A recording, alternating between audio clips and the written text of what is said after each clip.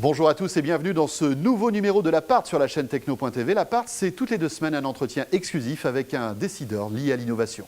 Et aujourd'hui, nous recevons un business angel, Marc Simoncini.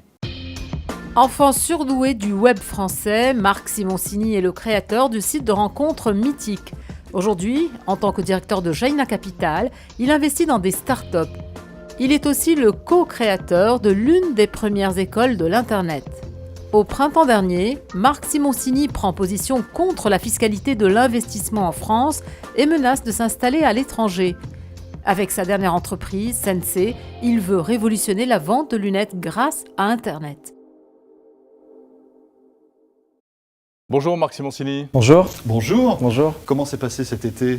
De bonnes vacances? Longue mais studieuse. Récupératrice. Récupératrice, oui, j'avais besoin. Avec des lunettes de soleil, forcément. Avec plein de lunettes de soleil. Et je me demande où vous avez pu bien les acheter, ces lunettes de soleil. Bah oui, je les ai achetées chez moi et je suis ravi parce que j'en ai à ma vue, ce qui est une des premières fois de ma vie que j'arrive à lire avec des verres correcteurs au soleil, puisque je me suis acheté des lunettes de soleil correctrices, qui est une nouveauté pour moi. Voilà, alors pour tous ceux qui ne seraient pas au courant, Marc Simoncini a monté ce site de e-commerce spécialisé dans un sujet un peu délicat, on le voit, c'est la vente de lunettes et lentilles sur Internet. Alors, juste pour nous faire un petit peu l'avocat du diable, il y a un certain Afflelou quand même, qui est un opticien très connu, qui a dit « Je n'y crois pas du tout à la vente de lunettes et de lentilles sur Internet.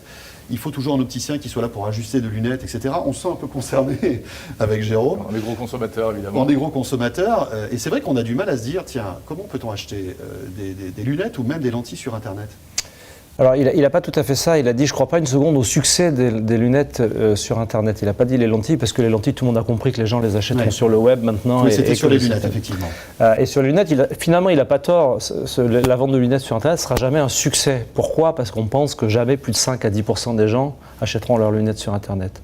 Donc 90% des gens continueront parce qu'ils ont envie d'avoir un contact physique avec l'opticien, acheter leurs lunettes chez des opticiens. Donc il a raison, ça ne sera jamais un succès. D'ailleurs, on se demande pourquoi il y a autant de combativité et d'agressivité vis-à-vis des sites Internet qui, je le rappelle, sont gérés par des opticiens. Certes, ce n'est pas mon cas, mais moi, les gens qui travaillent chez moi, qui contrôlent les verres qui vous sont vendus, et qui contrôlent la manière dont les mesures sont faites, ce sont des opticiens. Ce n'est pas moi qui fais ça. Donc on est des opticiens, sauf qu'on vend plus sur le web que dans une boutique. Donc 5 à 10% des gens qui achèteront leurs lunettes, pour quelle raison? Parce qu'ils vont acheter les mêmes 2 fois moins cher. Maintenant, c'est le choix que va faire chacun des consommateurs. Est-ce que l'opticien qui vous règle vos lunettes, qui vous les pose sur le nez, qui vérifie qu'elles sont droites, justifie le fait que vous lui laissez entre 2 et 600 € à chaque fois que vous achetez une paire de lunettes? Pour certaines personnes, ça le vaut. Pour d'autres, ça ne le vaut pas. Il n'est pas convaincu que la sécurité sociale et les mutuelles continuent à rembourser forever des lunettes à 400, 600, 1200 €, alors qu'on pourrait avoir la même paire, avec les mêmes verres, 2 fois moins cher, à travers Internet et des opticiens qui les ont contrôlés. Marc Simoncini, vous faites partie de ces enfants gâtés du web qui ont démarré à l'époque où tout allait bien, enfin gâtés dans le sens où vous avez un magnifique parcours. Racontez-nous un petit peu tout ça. J'ai tiqué sur le gâté parce que ce que les gens n'ont pas forcément su, c'est que la première entreprise que j'ai revendue en 2000, qui a fait que je suis devenu un petit peu connu dans le web français, je l'avais monté 11 ans avant.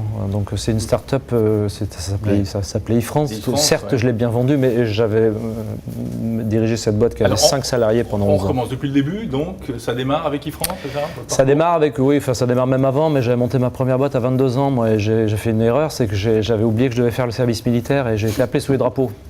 Et donc je me suis retrouvé PDG sous les drapeaux, ce qui n'était pas simple. La boîte a évidemment périclité. J'en ai monté une seconde en 89. C'est d'ailleurs les images de ce service à l'époque, quoi. C'est-à-dire que ça a un peu explosé votre avenir. Ouais, mais ils ont été sympas. Ouais, ils ont tout fait pour que. Ils ne sont pas toujours. Ils ont été assez sympas. Ils m'ont dit tu fais l'armée, mais ils m'ont quand même mis dans la même ville où était ma boîte. Quand même, ils auraient pu me mettre à 800 km. Ils m'ont laissé dans la même ville. Vous faisiez le matin et puis déjeuner le soir? Non, mais ils me laissaient. Ils avaient trouvé qu'il fallait absolument que j'aille au conseil d'administration. Et je leur avais dit moi j'ai un conseil d'administration toutes les semaines. Et ils me croyaient et ils me laissaient sortir toutes les semaines. Mais je pense qu'ils gentiment ils faisaient semblant de me croire. Non, ils ont été plutôt sympas. Et ensuite j'ai remonté une autre boîte en 89 qui est devenue 11 ans plus tard eFrance. Ouais. qui a développé un portail Internet qui a été assez populaire dans les années 2000. Il se trouve que la bulle Internet a fait que les portails valaient une fortune à cette époque. Donc, site communautaire, un site communautaire. En fait, l'idée que j'avais, c'était de créer mon propre trafic puisque je n'avais pas les moyens d'en acheter. Je m'étais dit un jour, les gens achèteront sur Internet. Quand les gens achèteront, il faudra acheter beaucoup de publicité pour faire venir les gens sur des sites d'achat. Et comme j'ai pas d'argent, il vaut mieux que je me fasse mon propre média. Et comme j'ai pas de contenu, il vaut mieux que ce soit les gens qui amènent eux-mêmes leur contenu. Donc c'était une espèce d'ancêtre de Facebook où les gens amenaient leur contenu et les autres venaient voir le contenu des gens. Et là, on était au tout début du web. Oui, on était au début. On était en 97. Donc oui, c'était très tôt. Ça a très bien fonctionné cette idée puisque chaque personne venait mettre son contenu, les gens lisaient, mettaient le leur et ça grossissait très vite et c'est devenu le 10e plus gros site. À ce moment-là, je me suis dit, je vais commencer à mettre des services d'e-commerce, je vais faire des services payants, je vais utiliser cette audience énorme que j'avais pour la monétiser, un peu comme Facebook avec de la publicité, des services payants. Et là, la bulle est arrivée, Vivendi m'a dit je veux acheter votre portail et j'ai vendu à Vivendi, donc j'ai jamais pu développer cette idée jusqu'au bout. Alors vous êtes parti avec un gros chèque, bien sûr. Oui, ça c'est ce que je croyais. En fait, je suis parti avec un gros paquet d'actions Vivendi. Et donc, comme des banquiers professionnels m'ont dit faut surtout pas vendre tes actions Vivendi, elles vont monter. Elles étaient à 120 € à l'époque. Et j'ai emprunté la même somme en argent et j'ai donné en gage mes actions Vivendi. Et puis j'ai vécu avec cet argent. Et donc j'ai monté Mythique pour m'occuper un petit peu parce que je pensais que j'étais très riche. Deuxième gros succès. À l'époque pas, mais voilà. Ah oui, à l'époque, mais après c'est devenu le site de rencontre qu'on connaît aujourd'hui. Et puis, manque de chance, les actions Vivendi sont passées de 120 à 8 et l'argent que j'avais emprunté, au lieu de l'avoir, je le devais. Donc je me suis retrouvé avec des dettes en millions d'euros et il a fallu que Mythique soit ma planche de salut et j'ai développé Mythique parce que je devais des millions d'euros aux banques. Alors votre nouveau métier aussi, c'est Business Angel, donc vous aidez les jeunes entreprises innovantes. Du coup, vous avez un œil et vous avez une vision très globale de l'innovation, en France particulièrement. Est-ce que c'est facile de faire ce boulot-là en France ? Rien n'est facile en France, donc pas celui-là, pas plus qu'un autre, au-delà de la fiscalité dont on pourra parler, mais on reçoit une 30 à 40 dossiers par jour, essentiellement des produits innovants dans l'Internet, mais depuis maintenant un an, on reçoit des dossiers innovants en dehors d'Internet.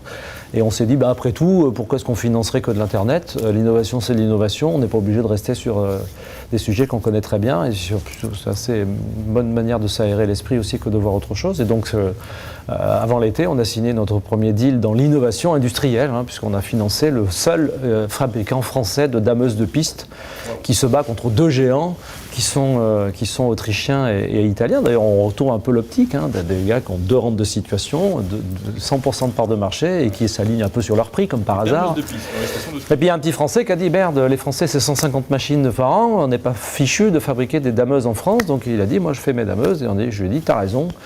Le duopole, ça suffit, on va essayer de créer un petit acteur français, puis on va essayer de convaincre les pouvoirs publics qui sont actionnaires des plus gros clients de dameuses françaises, d'acheter des dameuses françaises. Donc, vous voyez, c'est l'innovation. Si on skie confortablement cet hiver, ça sera peut-être un peu grâce à vous, alors. Ouais, mais je vais juste vous dire un truc sur ce sujet, parce que chaque fois que je le dis, les gens me disent « Ah oui, j'avais pas compris, vous venez dire skier confortablement parce que vous pensez qu'on dame les pistes pour que ce soit confortable. » C'est pas du tout le cas, pas du tout.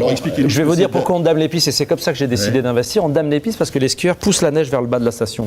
Et donc on remonte la neige. Donc une dameuse, elle dame pas, elle remonte la neige. Et moins il y a de neige, plus il y a besoin de dameuses. Et comme le réchauffement climatique fait qu'il y a de moins en moins de neige, il y a forcément besoin de plus en plus de dameuses. C'était donc le moment de créer un acteur français dans cet univers. On a appris des choses sur les dameuses. Franchement, dans la part, si on avait pu imaginer ça. Ouais. Est-ce que les pouvoirs publics doivent vous aider plus, justement, pour développer ce que vous faites, le fait de pousser comme ça des startups à devenir grandes? Ou est-ce qu'ils ne doivent pas se mêler de tout ça? Le meilleur moyen de nous aider, c'est de ne pas s'en mêler. C'est ce que j'ai dit une fois. D'ailleurs, je revendique le titre de seul chef d'entreprise qui s'est fait hurler dessus simultanément par Manuel Valls et Jean-François Copé, parce qu'un jour, je faisais une conférence avec eux et je leur ai dit, mais la meilleure manière de nous aider, c'est d'arrêter de vous occuper de nous. Occupez-vous des grands groupes, des grosses sociétés, mais arrêtez de vous occuper des petites sociétés, d'essayer d'empiler des lois sur des lois sur des lois, des règlements sur des règlements sur des règlements, parce que finalement c'est contre-productif et ça ne nous aide pas. Donc les pouvoirs publics, s'il y avait une chose, et c'est ce que j'essaye de militer, mais enfin moi je ne suis pas très écouté, puis finalement tant mieux, parce que c'est pas mon métier de parler de ça, mais ce serait juste de trouver une règle claire qui fait qu'1 euro investi dans une entreprise jeune ne doit pas supporter d'impôts. Parce que cet argent, si je peux l'investir, c'est que je l'ai gagné. Si je l'ai gagné, c'est que j'ai payé la ribambelle d'impôts qui précédait. Et à partir du moment où je l'investis dans une jeune entreprise, en augmentation de capital, sans que ça aille dans la poche du patron et que ça aille dans des projets en France, on peut mettre des tas de critères, je m'en fiche.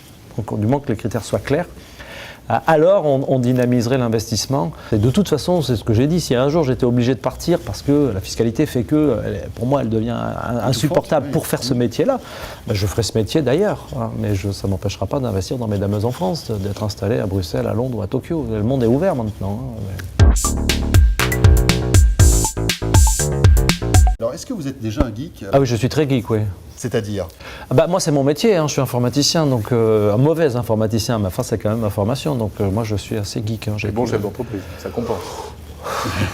Mais toujours à l'affût des derniers gadgets, il y a un nouveau téléphone qui sort, une nouvelle tablette, ça va jusqu'où en fait? S'il y a une pomme dessus, je l'ai acheté avant qu'elle sorte. Il n'y a pas une boîte au monde à qui j'ai laissé autant d'argent qu'Apple. Et vous remercie d'ailleurs. Hein. D'ailleurs, je ne suis pas le seul visiblement. Et vous n'êtes pas le seul visiblement, oui, absolument. Côté réseaux sociaux, alors moi je vous suis sur Twitter, vous êtes quand même assez présent sur Twitter.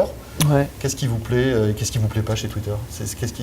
Moi Twitter, je trouve que c'est la plus belle innovation des 10 dernières années. Je suis infiniment plus respectueux de Twitter que de Facebook, parce que Facebook n'a rien inventé, les réseaux sociaux ça existait avant, il y en avait plein.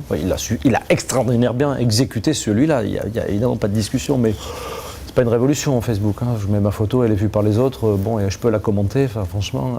Mais bon, c'est très bien exécuté. Twitter, il a inventé un usage. Il a inventé un média, c'est les infos de demain. Je veux dire, je lis plus les journaux, je lis mes tweets, et puis quand un truc me plaît, je vais lire le journal. C'est extraordinaire. Et ça coûte rien à faire, et c'est trois cacahuètes à développer, et c'est une idée révolutionnaire. Donc je suis infiniment respectueux de ce qu'a fait le fondateur de Twitter, et je utilise 5 heures par jour Twitter et 10 minutes Facebook. Hein. Merci Marc Simoncini. Merci, c'est moi. Merci d'avoir accepté notre invitation dans l'appart, et bien sûr on se retrouve dans 2 semaines pour cette rentrée avec encore une fois les décideurs, les meilleurs décideurs de France qui seront là et qui nous parleront d'innovation toutes les 2 semaines. Salut à tous et à très vite. Salut à tous.